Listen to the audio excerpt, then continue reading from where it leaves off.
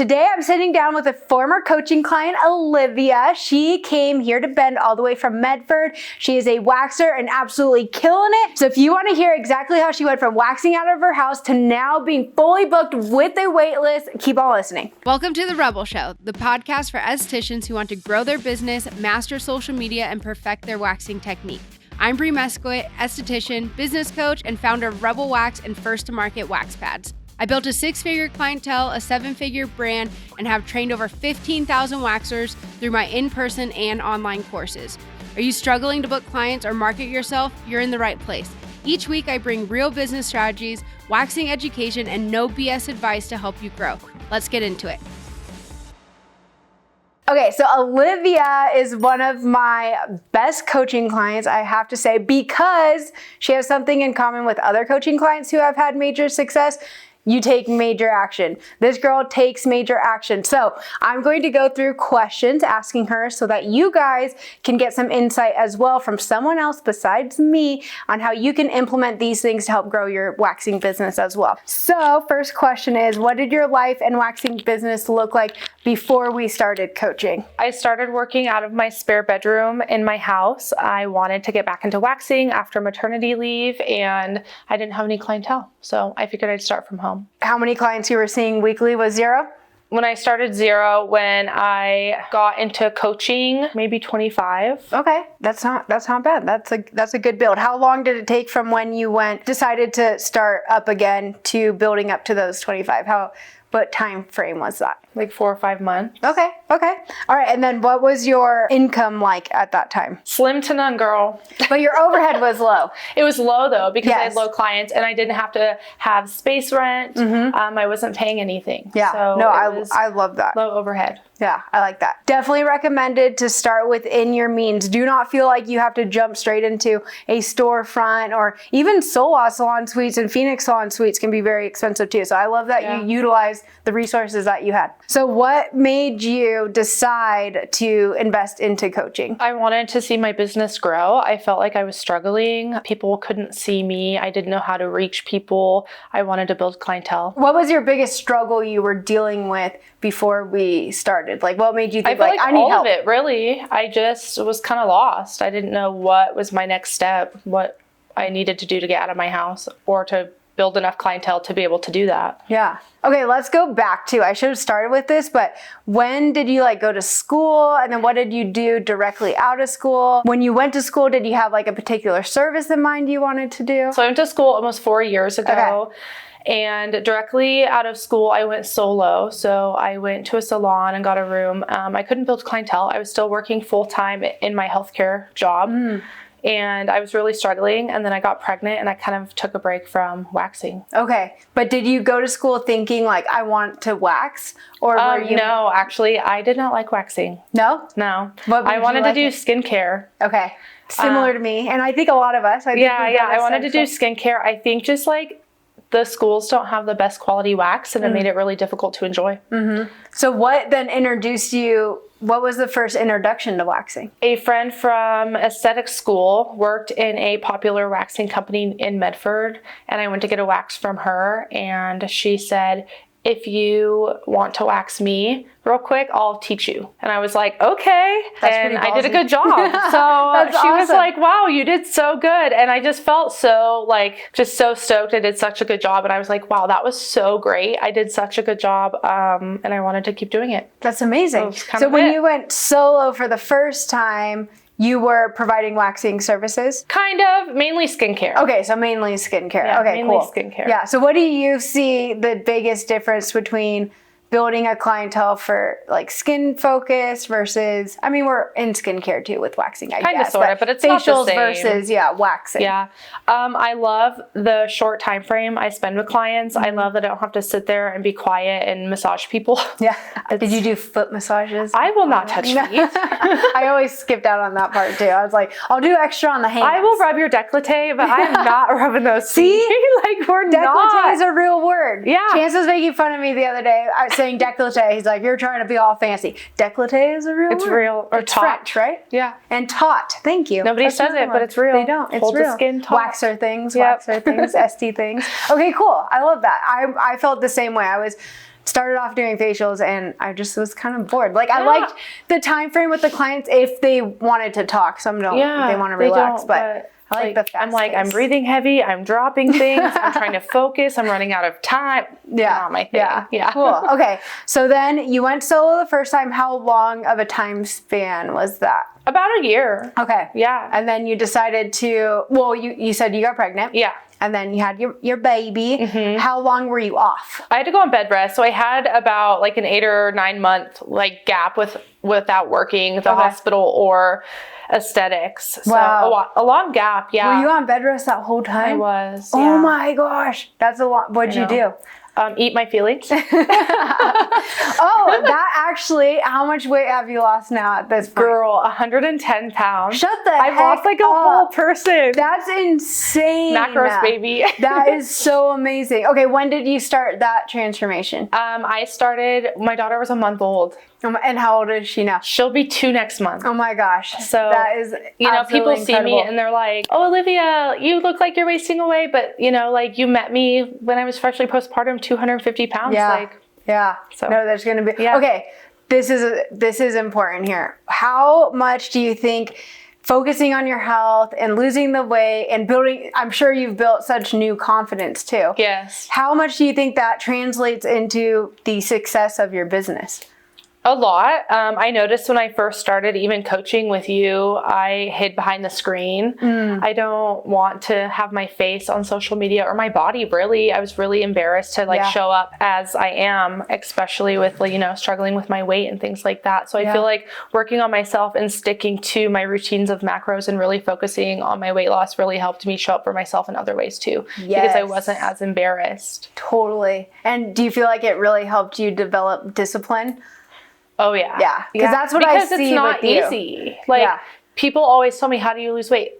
Literally macros. Do you think I want to be eating dry tuna out of the can? No, but I do it because it's what people hate the answer to how'd you do it? They want this secret It's like some lore. Yeah. And you're like, I put in the work. Yeah. Consistently over time. And that translates exactly to our businesses. And that's why you've seen so much success, and the other coaching clients who have had massive success. It's being willing to put that consistency in over time, especially when it's not fun and there's not immediate rewards. My coach told me the gateway to success is the gym and is health. And when we first started coaching with him and he encouraged us to lose weight, I'm like, I'll do it. I committed. I'll do whatever he says. But I didn't fully understand how important it really was until now being on this end of it. As weight came down, revenue went up. And you experienced that too. Yeah. So what would you say to an SD listening to this, encouragement wise, to take their, and it's not always about the weight.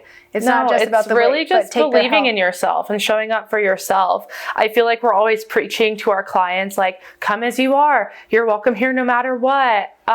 But we really need to take that advice and put it in our own daily lives. Totally. Super, super, super important. How you do anything is how you do everything. Most of us will sit here and say, I want to be optimum health. I want to have energy. I want to feel good. But then wanting something isn't enough. You have to be willing to take the steps and do it. To work for it and not be complacent. I feel like we get in a spot where we're just comfortable and then we stop striving for more. 100%. And then that leaks into your business too. It's like, oh, I know I should be doing the weekly newsletters. Well, I don't really want to. It's not fun, or whatever things that you need to be doing. So I love that. Congratulations. Thank 110 pounds you. is incredible.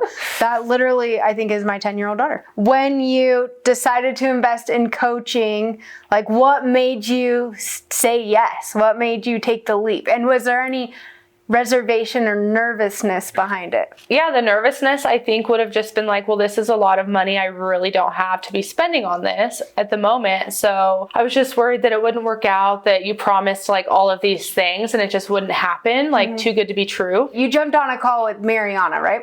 I don't remember talking to you directly with the first No, we did. So I actually had reached out to you online and I was and I was just I'm interested or whatever. And you said, okay, let's set up a coaching call. And then you had time. And then we did the coaching call and then I never signed up. I think it was 4 or 5 months later I did. I just had life circumstances and family stuff and it wasn't a good time. And then I reached out because I felt ready. Yeah.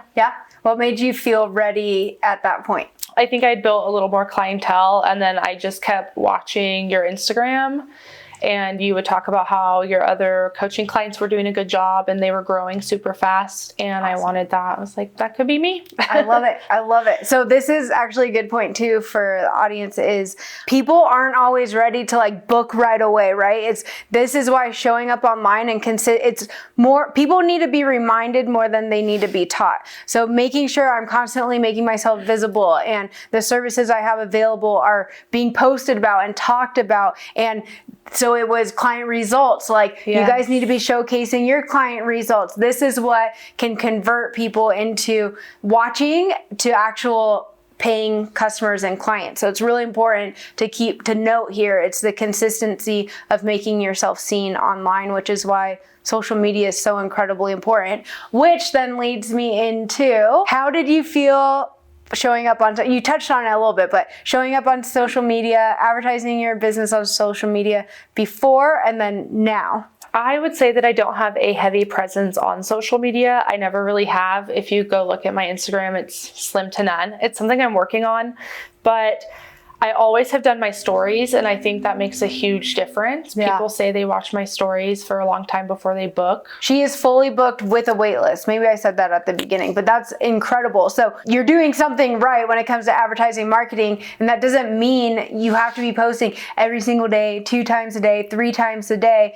You're still keeping active through whether it's Well, through I keep my Google active, so that's my biggest thing is Google will be your best friend once you learn how to use it. Thanks, Brie. I love that she's saying that. See, I'm telling you, because I'm always talking about it, and I feel like people are like, yeah, yes, maybe. Google. Yeah. And then Instagram, I post reels here and there, but I am on my stories constantly just posting. But I don't just post about waxing. I use it like it's my personal vlog. I just post me, my life, my thoughts, my business, and people really like that. Yeah, no, I love it. That's what people buy from people. That's such a it's a shift that's really been happening for past few years now, but people really connect in that way. They want to buy from people rather than big brands. And we've seen a shift in our industry for sure. People really seeking out like the solo practitioners. I hate that word. I don't know why I'm using that word lately, but it's kind of true. Like it sounds more professional than solo waxer. Yeah. Solo service providers. That sounds good. When first deciding, okay, I'm going to invest in coaching, what were you hoping to see change in your business? Well, the first thing was income. Yeah, everybody it's a big motivator. Everybody hopes that their income will flourish. But really, I just needed guidance. I wasn't sure what my next step was, what to do. So all of it really. Yeah. Did you feel like you had all these things that you needed to do, but weren't sure where to put your focus? Yes, or who to ask because nobody wants to help. I've noticed you reach out to somebody and they just kind of gatekeep the information. I needed somebody in my corner without them thinking I was trying to outcompete them. Yeah, that's a big thing I would say in our industry is it's a scarcity mindset. So how is that for you being in Medford? And I know you're like the top waxer in your area now, right? Yeah. So that's amazing. How has that been for you locally with other service providers? I do actually have a lot of service providers that come to me and I go to other service providers. But if somebody hops in my DMs and they have questions, I answer them and I try to help them. Yeah. You're not going to take my clientele. We're all here doing the same thing. And so I really just try to be helpful and kind. Yeah, I love that. Have you had anyone that your relationship has kind of shifted from when you first started to being so successful now? Have you dealt with any of that where they're like, relationships can change a little bit or people maybe feel intimidated now? A couple, but I don't think it was anybody I was super close with. I will say that I do have like an esthetician friend that I've been friends with since beauty school, and we've always really just supported each other and cheered each other on. And I always could reach out to her and she would be so helpful and kind. And even when I was starting in my house, she would give me advice and really cheer me on. And so to have her in my corner today is awesome. That's awesome. So we still cheer each other on. She owns Daydream Aesthetics in Grants Pass, Oregon. Oh, cool. And so, she's super busy and popular and she's always who I've kind of looked up to. That's awesome. Yeah. I think it's important to have like not necessarily a really large circle, but your intimate circle that truly supports you. My lash girl too, like she supported me from day one and is always awesome. Like screaming my name from the rooftops. It's amazing. Yeah, it's really great. Like I don't really feel like people, I don't know, like my close inner circle, like they support me, but others, I don't know. We just don't pay attention. Yeah, block the haters. Yep, exactly. Yeah. I love that. That's great. Yeah, sometimes you don't always hear that. Sometimes it's like people you were cool with and they're cheering you on. Once you reach certain levels, then they don't always do that anymore. I feel like more like in the Medford area too, it's kind of like when you have like no followers and you're not staying booked and people can see that, then like everybody's like, you know, so proud and happy. But once you're starting to grow, it's like everybody who's cheering you on kind of goes away. Yeah. But if you don't know them, like they're just accounts online, like you shouldn't let it hurt your feelings. Exactly. No, it gets harder when it's like close friends and family, but if it's people online, it's like, okay, bye. Yeah, bye, block. Yeah. There's Alex Hormozy always says, everyone roots for the underdog until they're no longer the underdog. Yes, exactly. Like, yeah. But that's okay. That's fine. We're focusing on ours. So what does your life and business look like now? You mentioned earlier, I know you're fully booked with a waitlist, which is crazy. I know. So just tell us a little bit about, do a little plug for your business. What do you got going on? Well, I did reach out to you in December because I was like, oh my gosh, it's like the first week of December and I already have 11K in bookings. Yeah, that's insane. I think I closed out December with 14,000. That's incredible. Just in bookings alone. So that was insane. It was crazy. It was so crazy. I have my own building. I rebranded. It's so cute into the Wax Suite instead of Aesthetics by Alivia. I think the rebrand really helped my business grow too. Yeah. Definitely, because people are looking for a waxer. Yep. You know? Yep. SEO.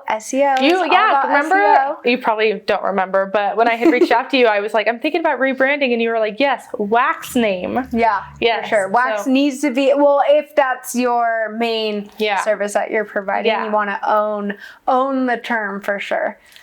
That's great. And then are you still doing trainings as well? I'm going to start. Cool. I'm actually going to do a business day here soon and have 8 local estheticians come. I'm going to teach them all about how to like run their Google pages, how to set their Instagrams up. I'm going to create like a little handbook for them to refer to for things that like you've taught me basically that have really helped my business thrive. And then I have a friend who's a professional photographer and he's actually going to offer 3 to 6 branding photos as well. So we're just kind of team up and we're just going to do a little business day. That's so awesome. I'm really excited for that. When is that going to be? Probably in a few weeks, 3 weeks. Wait, do you already have people? It's January. Yeah, we're like mid-January. So, no, it'll probably be next month then, towards the end of February. Do you already have people like lined up that are taking this? No. Well, 2. Okay. But I haven't really been posting about it. Well, you guys, if you are in the Medford area or willing to travel, definitely go attend. I can promise you she's going to give you really good information. It's going to be affordable, but also Gloss Genius. You can do Klarna Afterpay, all of the things. So I think it'll be super valuable. Yeah, Gloss Genius. Okay. I'm always preaching Gloss Genius. They need to hear from someone besides me. Do you like using Gloss Genius? I love Gloss Genius. Actually, funny story. When I first started using Gloss Genius, I did not like it because I didn't want to put pictures. But I didn't realize that was a setting issue. You can toggle it off. Yeah, so now I don't use pictures and I love it. It's so easy. People will not book with you if it's hard. Yeah. They don't want to create an account. They're not going to remember the password. I'm not going to. Download an app. Yeah, if I have to create an account to book with you, I'm going to book with somebody else. Seriously, yeah. So yeah, that's huge. Yeah, I love Gloss Genius. It's super easy friendly. User friendly. Yeah, user friendly for both ends, for us and for the clients. No, I love Gloss Genius. Is there anything that I told you to do that you were like, either you don't want to, you didn't think it was gonna work, or there was any like hesitation or like... No, you really didn't. I felt like everything you asked me to do is pretty standard for what I was trying to achieve. Yeah, I need to get more creative. I need to start asking people to do I don't think you like mess with me or ask me to do anything absurd. Yeah. No, but that's why I know why you've had so much success is because it truly is a formula, and then you just need to be taught the formula, and then to be guided through it as well. You took the action though. Well, and like even from like our very first appointment, you were like, get QuickBooks, you need to go get a business account, you need to have your LLC, you need to do this and this and this and this, and then I did it all, and then it was just up from there, and it worked. Yeah, right? it all so worked. It truly so is. Like, I think that was kind of more of the like annoyance. It wasn't really crazy, but I was like, I have to do all of this stuff that I've been avoiding because I really didn't want to do it, and now like we can't keep moving unless I do this. Yeah. So yes, key thing right there, because I've had very minimal, but a couple coaching clients who haven't had success because they never worked through that first couple steps. And like, that's what should be a little bit easier about having a coach is that accountability. Like, you know that we're going to be talking soon. Yeah. You know, I'm going to be asking those follow-up questions. But for those of you watching, like, you really have to be willing to hold yourself accountable when you don't have that one-on-one coaching. You just need to do the thing you know you need to do, even when it's not fun. You got to do it. It's the only way. Like, businesses require certain things and systems and to be in place. And if you don't have it, you could grow to a certain level, but you're not going to grow past that. I was like more worried about being embarrassed, like coming to you each month. Oh, I didn't complete any of this. I'm sorry. Yeah. No, I love that. That's that accountability. And like, I have a business coach as well. And that's definitely want to give positive updates. And then, having someone there to really work through the hurdles with too. A lot of people hear success stories like yours and think it's either luck or like personality, or you had some sort of upper hand that they didn't have, which I know is quite opposite. You've had to work through a lot of hurdles, which maybe we'll touch on that in a second. But can you break down a few specific things that you learned and then implemented? I know you've touched on some things, but what are like the top 3 things that you learned, implemented, and then it actually changed and helped grow your business? I would say Google was my biggest one. Yeah. I had like 12 Google reviews, I think, when we started, and I'm hitting 125 5-star Google reviews. That's so good. If you Google like waxing Medford, I pop up usually number 1, but usually within the first 3, and I was ranking 13. Yep. So really just implementing Google and making sure it's staying active. Huge. Okay. That's huge. One thing. Wait, question real quick. Did we ever, I don't think you hired Lady Ping for your website, right? No, I didn't. No, and you still are ranking that high. I'm ranking that high. It might be time to get that in play too. That's my next step. Yeah, you'll be number 1 for sure. I didn't want to spend that kind of money in the moment, but that is one of my next steps. Yeah, that's amazing. But see, it can be done. It can be done, but you were intentional about it and consistent with it. So that's awesome. All right, Google. So we solved the problem of getting new people in the door. Did you ever struggle with retention issues? Or once you got people in the door, were they like pretty sold? I feel like it changes because I do tend to get a lot of like, I'm passing through, I'm a travel nurse, I don't really live here.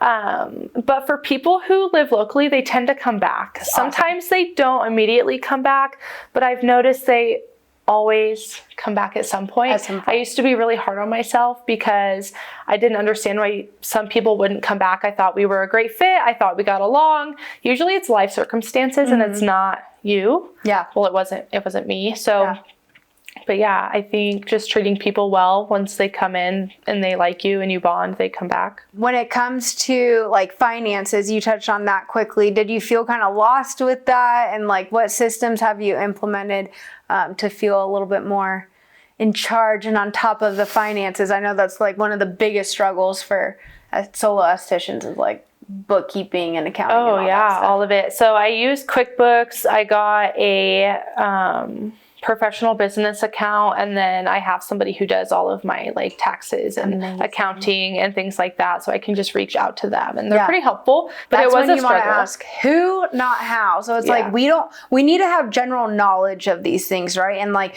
that's why with my coaching, it's like very general knowledge of finance, because that's not my strong suit either. So then it comes to a point where you get it built out, you get it structured and everything, and then it's who, not how. Who can I hire to now delegate and hire out to take care of this for me. So we don't have to be an expert in every single realm. Yeah. And I think you helped me with that as well, because I had so many things I needed to do, but there's not enough of me to go around. My own finances was a big one. Having people help me just like clean my house, or delegating like tasks to that I can just like have a little helper. That was really helpful too. I love it. Yes. It's so important to learn to delegate. Like at first we have to be the ones doing all of it because the finances just aren't there to be able to delegate out. But I love that you were willing to do that as things made sense. And sometimes it's a little bit of a step back for a second, but when you free up your time to stay in your like zone of genius of actually servicing your clients, marketing, doing all the things that your business needs to move the money needle, then like that's huge. So I love that you're willing to do that. People get really freaked out about. I wasn't at first. Because it is scary. It is. And when you're not making much revenue and you are supposed to pay this person and that person and that person, it's a scary feeling. Yeah. But it's worth it. Your time is valuable. Totally. So. Okay, but with having those obligations of paying people, did that help keep you working a little harder because you had others depending on you now? Yes. Yeah. See, I think that's a big part of it too, is like measuring out when is it time to hire where it makes sense, but it's also stretching you because it's easier to stay accountable to other people than it is sometimes for just ourselves. And I think that's the hardest part of being solo. It's like when it's just you, you can say, oh, I'm not going to do that today. And there's no one there to say, no, you need to do that. Yes. But if you know there's other people relying on you, I think it can be a little extra boost. It can. And just having your systems in place, really, that was another thing you helped me with. I kind of just did things as I needed instead of like Mondays I take inventory, Tuesdays I do content. So it's just, I think things run smoother now. Yeah. Systems is huge, and that's the boring, tedious behind it. But once it's built out and you just continue to follow it, then it makes it so much. It feels like a huge weight knowing that you need to create the systems, but then once you do and you get on the other end and now you're just following them, it actually reduces a lot of stress. Yeah, would you think that the same? No, it's true. Yeah. Even down to like Gloss Genius being like, you need to order these things. Yeah. You know? Gloss Genius is elite, I have to say. I know I plug them all the time, but it's because I truly know what they're doing. We touch on this. I'm not going to try to get you dive deep into this at all, but what I do really love about you, I feel like we have a lot of commonality with like personal life experience, and you definitely did not have any special circumstances that made you just like thrive and be successful. You actually had to work through a lot of hardships and hurdles. So I'm not going to have you go into what those are, but what would you say to someone on the other side who has some pretty shitty life circumstances, but they still have these big goals? Really, just to keep going, you have to want it. Like I just wanted to be more than what I came from, truly. And I think you just have to have that drive. Yeah. And you just have to show up for yourself, and you really just have to, you just have to want it. What did you do those days that it was like just really hard because of personal life stuff going on? Is there anything you do? Like, do you give yourself a certain amount of time off to just like be away from the business, or do you pour yourself more in, or how do you go through those hurdles while still focusing on your business as well? I think I'll typically just step back from social media. So I'll still be like responding to emails or responding to clients, but I just won't be as active on my stories or things like that for a few days. I think taking breaks from social media and not showing up all the time is what helps me. Yeah. I remember you taking a little break there, and I did. I think that's super healthy, and to know those limitations and those boundaries so we don't get pushed fully over the edge, like to know you're on the edge, and then have kind of your systems in place of like, okay, when I'm feeling this, like these are things I need to do to take care of myself. So I love that you know what it is for you. It's hard because I always tell my clients, like, I'm here for you, reach out anytime. If you have questions or concerns, don't use Google, use me. But sometimes it becomes much, you know, with your phone being blown up and your Instagram being blown up. And I'm so grateful for what I have, and I'm super blessed, but sometimes I do just need a break. Like I'm just human too, you know, and No assistant yet, right? No, I'm getting ready I'm about kind of dabbling with the idea of hiring a waxer because I'm closed Sunday, Monday, Tuesdays. Okay. And so how perfect would it be to have an esthetician in there waxing Sunday, Monday, Tuesdays? Yeah. Get into the commission. You've grown so much so quickly. Like it's absolutely insane. Everyone asks me how, and honestly, this sounds so cheesy, but I think what you put back into the universe, you get tenfold. And I manifested this, and just be a kind human. Yeah, seriously, 100%. I couldn't agree more. Before we close this out, first of all, I want to thank you again for coming all this way and doing this. I appreciate you. Yeah, thank you for having me. Of course. Any last minute anythings you would want to say to the Alivia 6 to 9, I almost said 6-7 months ago, but we can't do that. Like 6 months to a year ago. What encouragement would you say to that Alivia? Because I'm sure someone on the other side of the camera can relate as well. I wish I was just proud of myself for starting. I like that. So just keep going. Start and don't quit. Yeah. That's literally the formula. Start and believe don't in quit. yourself enough. Yep. All right, guys. Well, you heard it from someone else besides me. You guys can have this success too. I have another coaching client who had similar results, but she has a little bit of a different background and is located in California. So if you guys want to go check that one out, go ahead and watch the video here. And if you're listening or watching on Spotify, I'll see you over on episode 72.